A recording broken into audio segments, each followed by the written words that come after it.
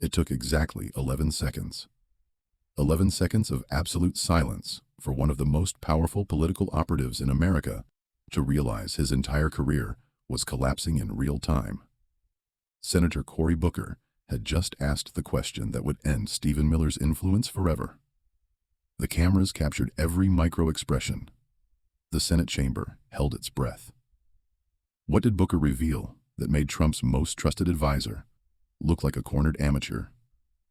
The night before the hearing, Booker received a call that changed everything. A former Miller speechwriter, speaking on condition of anonymity, confirmed what the senator had suspected for months. "Senator," the voice said over an encrypted line, "they're not just consulting with controversial groups. They're using research from eugenics organizations to determine which ethnic communities to target for enforcement. And Stephen knows exactly what he's doing." April 15th, 2025. The Hart Senate office building felt different that morning, charged with the kind of electric tension that veteran Capitol Hill reporters recognize immediately. Room 216, home to the Senate Judiciary Committee, had drawn more press than any hearing since the Supreme Court confirmations. More than 300 journalists crowded into the press gallery, their phones and laptops ready to capture what everyone expected would be explosive testimony about immigration policy. Stephen Miller entered the chamber like a man who had survived countless political battles. Navy suit pressed to perfection, American flag pin positioned precisely on his lapel, leather briefcase containing 3 folders of meticulously prepared responses. He looked confident, professional, exactly like central casting would order for a senior White House advisor. But watch the footage closely. His jaw was set slightly too tight. His eyes darted briefly to the crowd before fixing on the senators. His fingers drummed against his briefcase before he caught himself and stopped. Behind Miller sat a phalanx of White House lawyers, their briefcases full of legal objections and executive privilege claims. Everything was choreographed for another victorious defense of Trump administration policy. Miller had testified before Congress dozens of times. He knew how to deflect hostile questions, how to pivot to talking points, how to turn accusations into opportunities to score political points. The first 2 hours proceeded as expected. Republicans praised his commitment to border security. Democrats attacked his policies as racist, and Miller deflected everything with practiced ease. His answers were crisp and professional, peppered with statistics and constitutional precedents. But then something shifted when Booker's turn arrived. Cory Booker still hadn't asked a single question. He just sat there watching, waiting, his fingers resting on a thick white folder. Miller noticed. During a brief water break, he leaned over to whisper something to his lead counsel. Those with lip-reading skills later determined he had asked, "What's Booker's deal?" The lawyer shrugged. None of them knew. None of them suspected what was coming. The thing about psychological warfare is that sometimes the most effective weapon is doing nothing at all.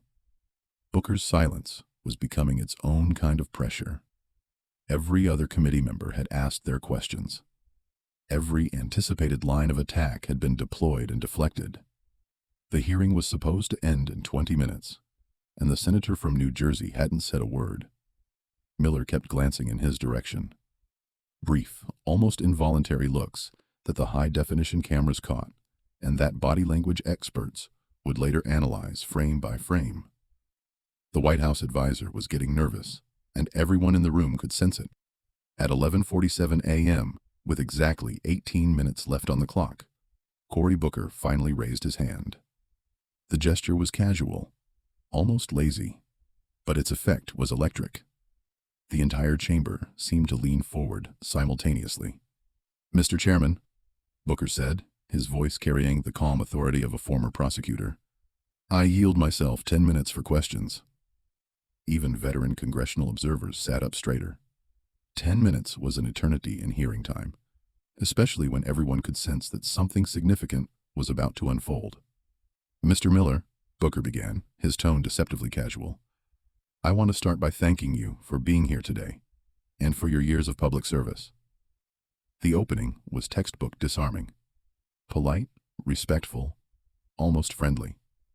Miller's media training had prepared him for hostile questions, aggressive interruptions, partisan attacks. It hadn't prepared him for courtesy. His guard dropped another notch. "Thank you, Senator," Miller replied, his voice warmer than it had been all morning. "I appreciate the opportunity to discuss these important policies. I want to ask you about the development process for the Immigration Enforcement Act," Booker continued, still maintaining that conversational tone. "Specifically, who advised you on this legislation? Who did you consult with during its drafting?" It seemed like a softball question, the kind Miller had answered a dozen times already that morning. "Senator, we worked with a team of legal experts and law enforcement professionals," he replied confidently. "Border Patrol chiefs, ICE leadership, constitutional scholars from respected law schools. This legislation represents months of careful consultation with people who understand both the legal framework and operational realities of immigration enforcement." "Did you consult with anyone from outside the government?" Booker asked, his voice still casual, but now carrying a slight edge that made reporters lean forward. "Private organizations, think tanks, advocacy groups?" Miller's response was practiced and smooth. "Senator, we consulted with various stakeholders across the political spectrum. That's standard practice for any major legislation. We sought input from state and local law enforcement, community leaders, legal experts in the private sector. The goal was to craft comprehensive legislation that would withstand constitutional scrutiny while effectively addressing the immigration crisis." Booker nodded slowly, as if considering this answer. Then, with movements so deliberate they seemed choreographed, he reached under his desk and pulled out a thick white binder. The camera zoomed in as he placed it carefully on the table in front of him, his hand resting on top, like a prosecutor presenting evidence in a murder trial. "Mr. Miller," Booker said, his voice now carrying a prosecutorial weight that made the temperature in the room seem to drop several degrees. "Did you meet with representatives from an organization called the Pioneer Fund on January 18, 2025? For the first time all morning, Stephen Miller's confident expression flickered. It was subtle, barely noticeable, but the high-definition cameras caught it. A slight tightening around his eyes, a barely perceptible shift in his posture. The kind of reaction that prosecutors spend careers learning to recognize. "Senator, I meet with many organizations," Miller replied, his voice still controlled but noticeably more cautious. "I'd have to review my schedule to confirm specific meetings from several months ago." Booker opened the white binder with deliberate precision. Inside were documents marked with red classification stamps and highlighted sections that glowed even under the chamber lights. "Let me refresh your memory," he said, pulling out the first page. "The Pioneer Fund, an organization founded in 1937 with the stated mission of advancing race betterment." He paused, letting those words hang in the air. "An organization that has spent decades funding research into racial differences in intelligence. An organization with documented ties to eugenics research and white nationalist ideology." The room erupted in whispered conversations. Reporters began frantically typing. Republican committee members exchanged nervous glances. This wasn't about immigration policy anymore. This was about something far more dangerous. Miller's face had gone pale, but his voice remained steady. "Senator, I'm not familiar with the full history of every organization that requests meetings. My office receives hundreds of meeting requests every month from groups across the political spectrum." "I'm not asking about meeting requests," Booker interrupted, his voice rising slightly but remaining controlled. "I'm asking about an actual meeting that took place. A meeting that lasted 47 minutes according to White House visitor logs. A meeting that you personally attended, along with 2 members of your policy team." He pulled out another document, this one with a photograph attached. Security camera footage from the Eisenhower Executive Office Building, timestamped January 18, 2025, 2:13 p.m. The image was grainy but unmistakable. Stephen Miller entering a conference room, shaking hands with 3 men in suits. Yes or no, Mr. Miller? Booker pressed, his voice now carrying the full weight of prosecutorial authority. Did you meet with representatives from the Pioneer Fund on January 18th? Miller opened his mouth, then closed it. For a moment, just a moment, America's most powerful immigration advisor looked like a man who had just realized he was standing in quicksand. Senator, I may have met with them, but I wasn't aware of their background or history at the time. You weren't aware, Booker repeated slowly, his voice carrying a note of incredulity. He pulled out another document. Then how do you explain this email? He began reading, his voice clear and carrying through the silent chamber. From your official White House email address, sent January 21st, 3 days after the meeting. Subject line: follow-up on demographic research. Quote, thank you for the valuable insights on demographic policy and enforcement targeting. Your data on community concentration patterns will be extremely useful as we finalize the enforcement provisions. End quote. The explosion was immediate and devastating. The press gallery erupted in chaos.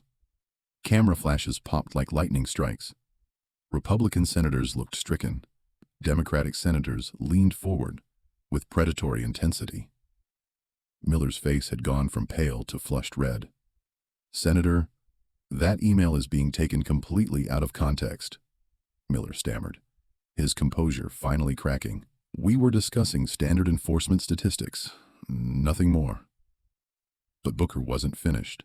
He had spent 3 months building this case, and he was going to present every piece of evidence.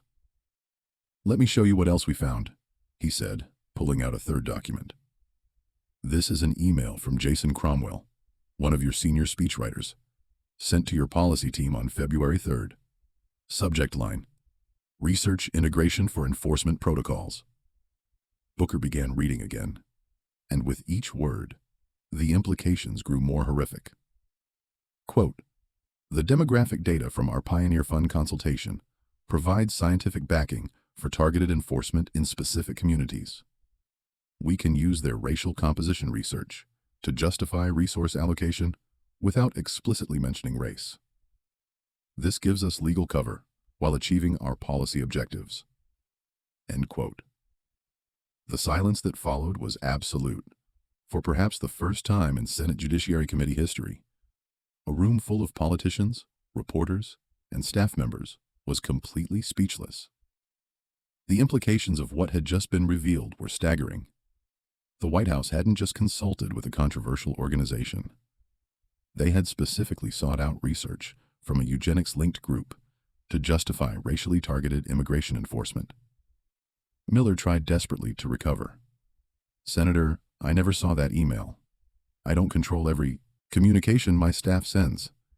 If someone on my team used inappropriate language or made inappropriate connections, that doesn't reflect my views or the administration's policies.